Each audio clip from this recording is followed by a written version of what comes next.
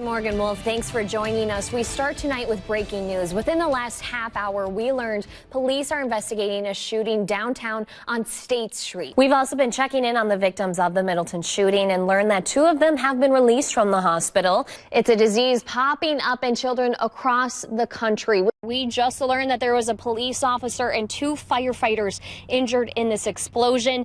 To give you a picture, you can still see the smoke behind me, and we are about a mile away from the explosion right now. Amy, before this newscast, we learned that the fire department evacuated some residents in the southeast side of Belleville. Right now, though, there are officials out here scanning the waters. They're looking for possible trees. 14 people now dead in the wake of Tropical Storm Florence. However, the storm has been downgraded now to a depression. Just last week, the FGC reported 420 complaints of scam and robocalls in Wisconsin. Nationally, 2.5 million more complaints were filed about robo and scam calls last year compared to 2016. Shocked and heartbroken. Roughly an hour ago, WTS Paradigm sent a statement to our newsroom on today's shooting. Tonight, we're bracing for stifling temperatures across southern Wisconsin this weekend. The town of Madison man has been arrested and charged in relation to trying to buy radioactive material. There's a homicide investigation happening in Stoughton off of Phelan Street. The snow is starting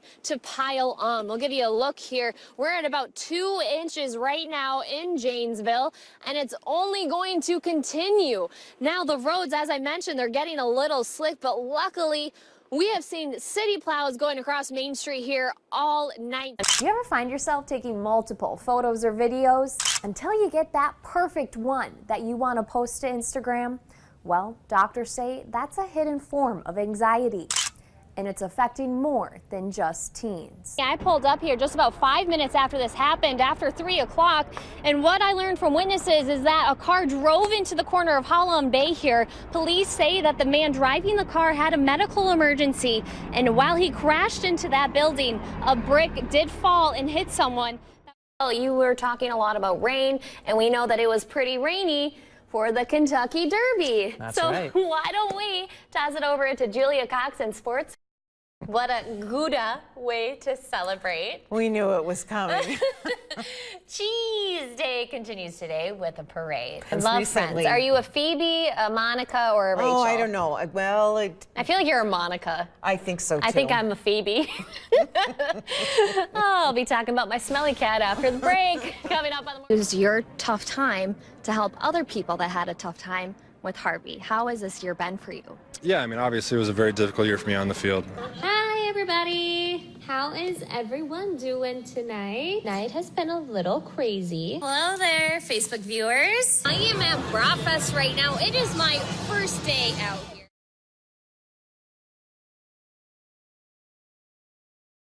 Over the past year, I noticed myself getting more and more telemarketer calls, and now I'm averaging about 4 voicemails a day. So I asked myself, why is this happening?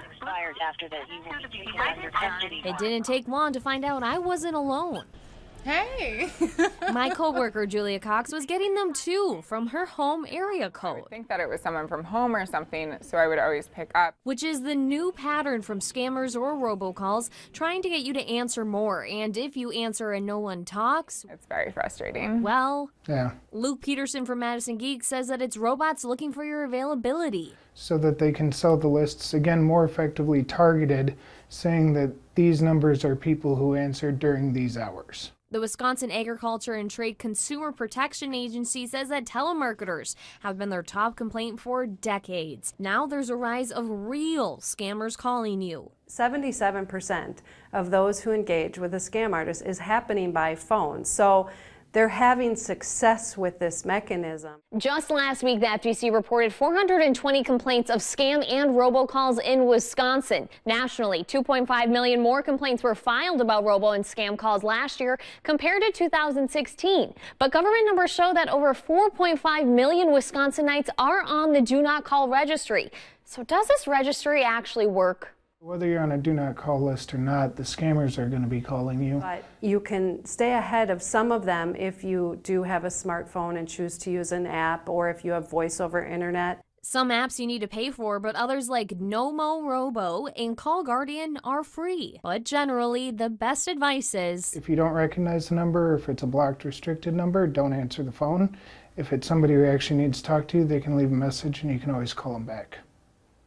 Now, we spoke to emergency management officials just before the start of this newscast and learned that it's the berm that breached, not the dam, like what some media outlets are reporting. Now, behind me, you'll see that the water is flowing into this park here. This park is usually filled with people, but tonight it sits filled with water.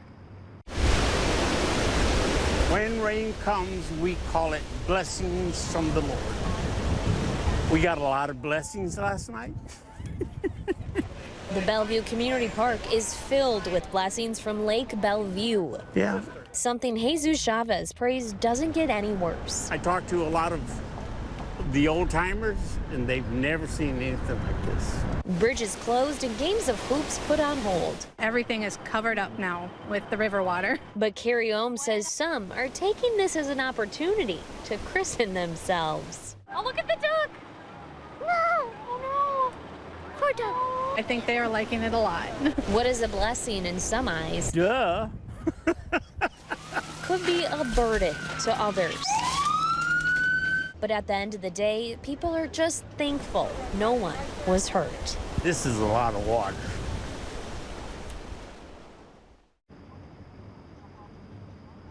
Just about an hour ago, fire officials that we spoke with say that they are concerned that the water will continue to rise, not just tonight, but into tomorrow. That is why they have shut down Highway 69. That closed just about an hour ago around 9 o'clock and will not reopen until possibly once this water recedes here, hopefully within the next 5 days or so. But fire officials also have sandbags available for any residents or business owners in this area if you have any more concerns. Coming up in about 7 minutes, we'll let you know a little bit more about what they're currently evaluating. So reporting live in Belleville, I'm Morgan Wolfe. I'll toss it back to you.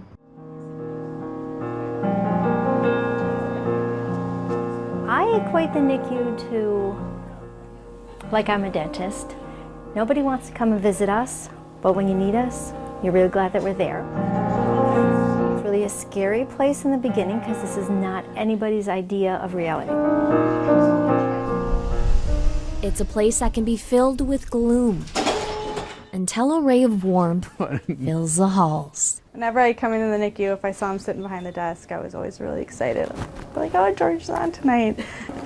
He has a gold medal in cuddling babies with a golden reputation to match at Meriter Hospital. There you go. Hey, how you doing, pal? He's a great guy, yeah, Grandpa George.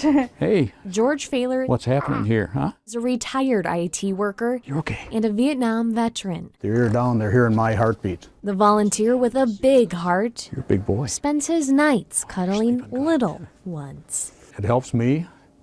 Believe it or not, it helps them, it helps the nurses. So if I can be of help, that's all I want to do. I kind of look at him like family. Renee Hansen had her baby Carter 8 weeks early while her husband was deployed in Iraq. Well, it was really scary. Her husband Jacob came back on an emergency stay, and that's when he met George at the Ronald McDonald House. While my husband was here, George came in and basically said he got a bunch of his military friends to pitch in and cover our stay. Grandpa George did more than just cuddle baby Carter. He raised more than $350 for the family to stay close to him for free for 5 weeks. I do that for any serviceman who comes home from a war zone like that. You know, anything I can help to do something for someone else. But it made a really difficult time and stressful time in our life, just that less stressful. The Hansens now live in California. You're getting big.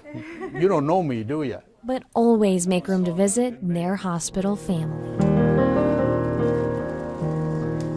I feel very connected to this place and to all the people that work here. Expressing appreciation for the light they brought in during a gloomy time. I don't know, I've never been asked to explain why I do this, but if I can help somebody, I'm in good shape anymore. Morgan Wolfe, NBC 15 News.